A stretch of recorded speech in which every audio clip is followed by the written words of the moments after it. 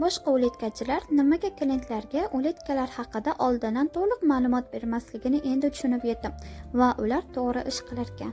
Endi shunaqangi holatlar bo'ldiki, ba'zi klientlar uletkalar haqida videolarimni ko'rishadi, shunchaki uletkalarga qiziqib qolib, mendan oldindan ma'lumot olishadi va men ularga to'liq ma'lumot beraman.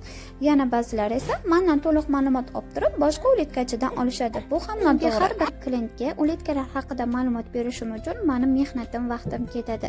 Shunaqangi holatlar ko'p bo'lgani uchun endi unaqangi qilmaslikka qaror qildim. Agarda endi klientlar mendan uletka sotib olmoqchi bo'lishsagina, ularga uletkalar haqida to'liq ma'lumot beraman.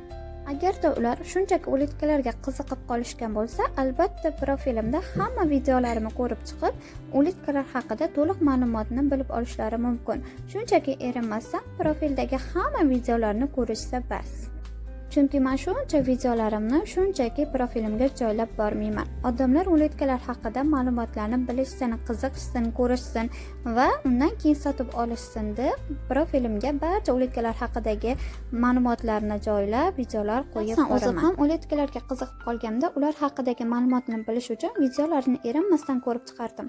Aytgancha, Instagramda uletkalarni narxi bilan chiqarganim bilan ularni optim narxda juda ham arzon narxga olishingiz mumkin.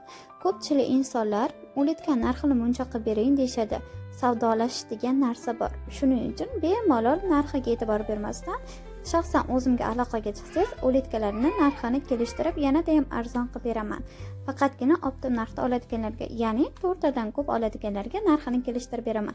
Keyingi video bundan ham qiziq